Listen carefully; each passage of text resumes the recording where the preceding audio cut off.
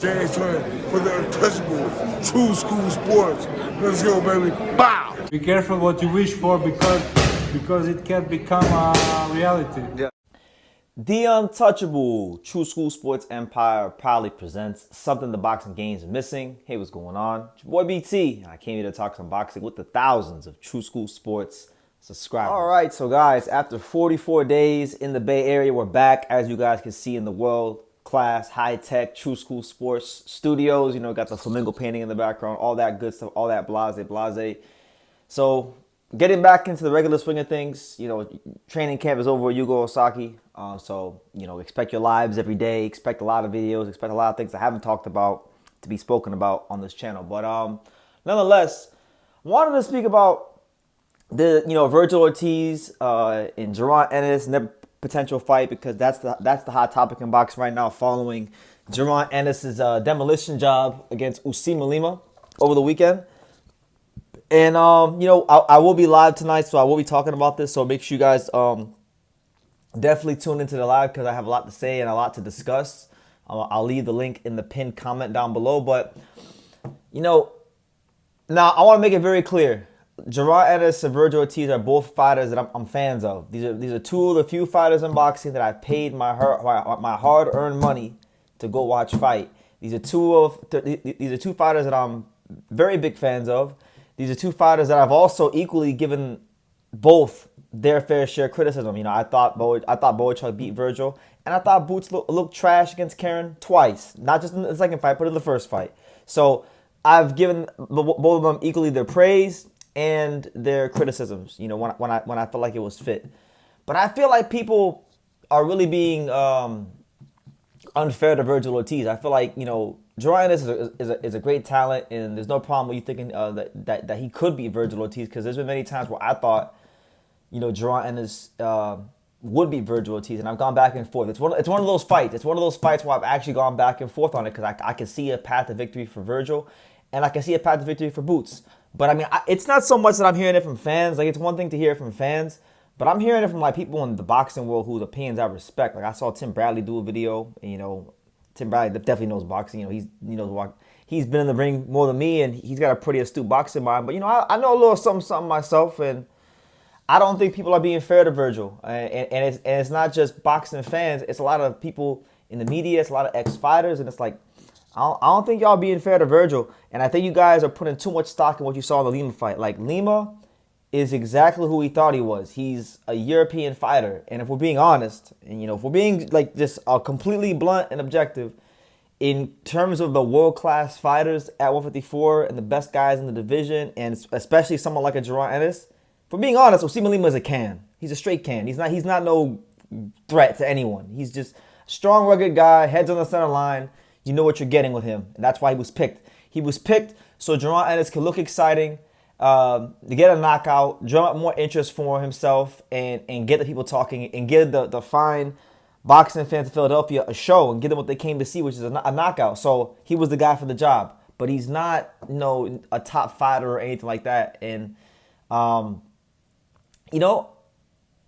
I've been seeing, from both Karen fights, even in the Lima fight and in other fights that he's had, Boots has some very big mistakes that he makes, and he's getting away with a lot of these mistakes because he's bigger. He's been bigger than a lot of these guys. He's been more athletic than a lot of these guys, and he hasn't fought anybody yet with the world-class jab and world-class activity in terms of volume and output.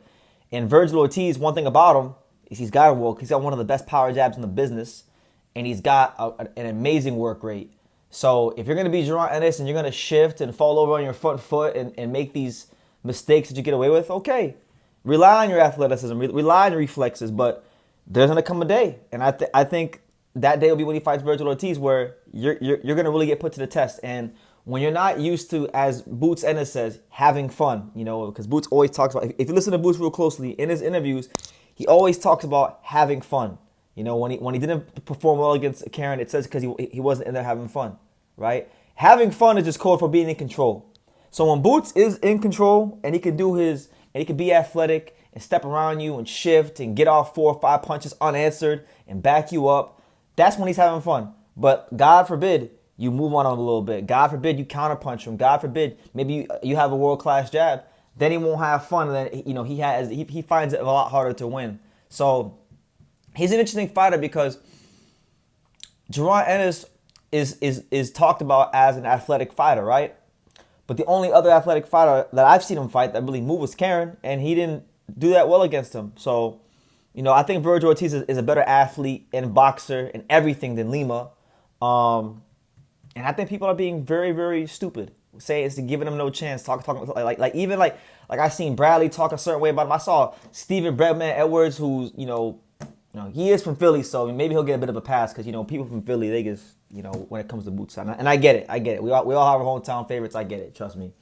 But like he's being like very dismissive of Vergil Ortiz. So you guys dismiss Vergil Ortiz at your own peril.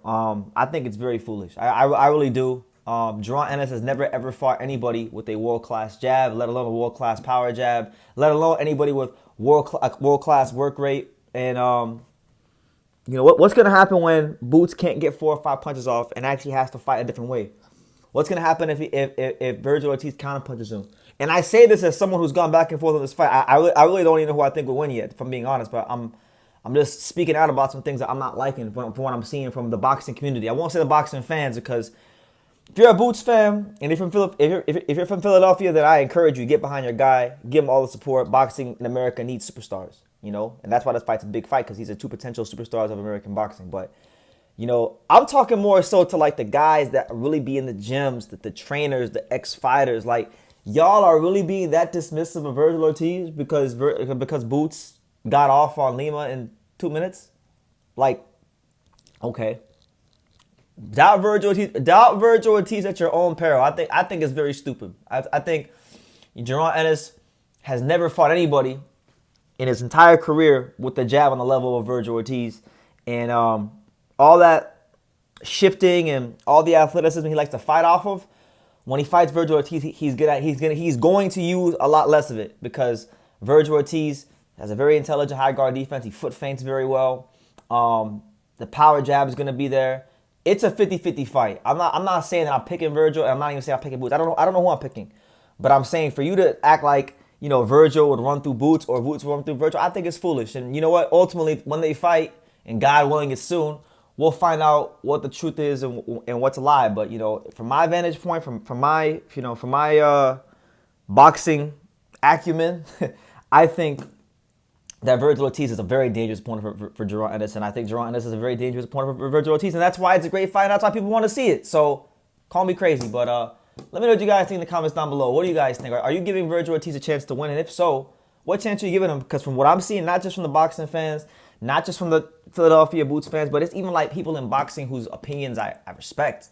You know, guys like Bradley, guys like Breadman Edwards, and I don't agree with it. I think Vergil Ortiz has a lot of very good attributes that are being severely overlooked because Boots is just more flashier, and I don't think that's wise or very prudent on their part. But anyway, let me know what you guys think in the comments down below. Make sure you guys take the time to subscribe, and like I say in every single one of these videos, you can love me or you can hate me, but I'm just a kid from Daniel. So until next time, take your eyes. Thank you for watching another video on the untouchable True School Sports Empire. For more great boxing content just like this, make sure you guys stay tuned and subscribe. You won't be disappointed.